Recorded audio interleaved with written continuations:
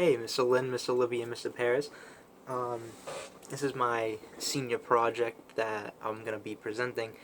A little bit different than how I thought I was going to present it, to be honest. I thought we were going to have it normally, but everything had to change. But I hope you guys are doing well with how COVID-19 and everything is going on, especially with the quarantine. And I'd just like to get straight into it and just start talking about my project. So for my project, I decided that I would make armor out of car parts, specifically an exhaust with an old catalytic converter in it that I found at a junkyard, and I thought might as well make a project out of it. I could find a fun way to turn this into something that I genuinely enjoy doing, and I thought it would be fun and challenging. So what I basically did when I first started is I had some exhaust left. I had a decent amount of exhaust still on the catalytic converter piece, and then a little bit after it.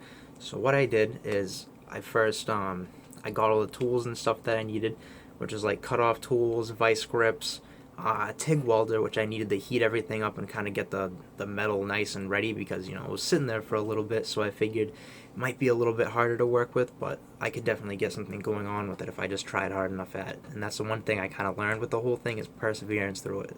Kind of good way to get the job done about it. But so what I pretty much did is that I got that permanent marker, which is one good thing I needed, especially for measuring, and cut off tools, grinders, and sandpaper. Sandpaper specifically through like 36 to 80 is what I found got the job done really well for some parts of it. But going straight into it, I thought that straight away I thought to cut off some of the pieces of exhaust, and I could use them as a part for the forearm. I had a good amount of exhaust to work with. I figured I could get both arm done considerably well, and that's actually what ended up happening. The first way that I started that is when I cut the fat cap part of the exhaust. I cut it straight off from the regular skinny pieces of the exhaust, and I put that over the side for later. So then what I decided to do is take the skinny parts of the exhaust and I start measuring them out. So they would measure right here on my wrist and right here on my forearm. So they would fit pretty well, pretty comfortably. And from there on out, I marked down with the Sharpie, and then I got a cutoff tool and I cut that right in half. And then after I did that, what I pretty much did is I cut that piece off and then I cut it straight down the middle so you could open it up. I got the TIG welder and I heated the outside of it so you could just pry it open with vice grips. And then after I pried it open with vice grips, I waited till it cooled down a little bit, and then I put it on my arm to see if it fit, and it didn't really fit that well, so I just adjusted it a little bit here and there about it, and I just curved the outsides of it up pretty good. I actually have the piece right here, so what I pretty much did is after I cut it and I heated up, I curved these parts out a little bit up more because it goes right on my left arm. As you can see, it fits right here and it fits right here, and I had to do that because my arm is thicker on this part. However, it's thinner on this part, so what I did for that is I just heated up the end parts right here and I put them in a little bit more. And then for the other side, for my other forearm, I pretty much did the same thing, except this one's a little bit wider because my right forearm is a little bit thicker than my other forearm just because it's my dominant arm and everything. And then after that, I really just moved on to more of the exhaust. Since I had more of it, I decided I could get some pieces on the top of my arms. And now what I figured doing for that was the same process really, but just make it a little bit wider since my upper arms are a lot more bigger than my forearms. So I did the same thing. I cut it, I measured it out so it was good for right here in my forearm and right here in my forearm because that's where my armpit and everything go. And I figured cut it straight down the middle, heat it up a little bit, sand the edges, the inside, the outside, the inside specifically to get a good amount of the carbon off just so it didn't get all of my clothes and stuff. And then I just sanded a little bit of the outside so I got rid of a majority of the rust and the edges so it wasn't so sharp. And then I marked on the inside especially, I did that for the forearm too, which arm it was and which side was up. So as you can even see now, it fits very well and it fits very comfortably and you can move a lot in it too.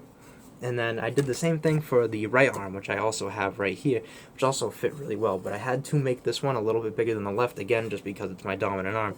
So then after that, I moved on to the main piece, the piece that I have right here. And now this piece right here is supposed to be on my body. Now what I did is I measured out from my belt a little bit up. I think it was about an inch or two up, and then I just measured where my armpits were, and then I just measured in from there. So after I did that, I put specific marks on the fat part of the exhaust where also the catalytic converter sat inside, and I cut it where the rest of the where it got skinny, and then I cut it where it was fat, which is also why I had to make these flanges up here, because the metal didn't want to bend. So in order to bend it, I made a little bit of flanges, I heated it up, and I could open it perfectly, and I flattened it, and I just curved the outsides a little bit so it fit perfectly on my torso. So after I did all that, I sanded down the inside, I sanded down the outside. I also made a checklist on the inside for the future plans and everything I had about what I was going to do with it.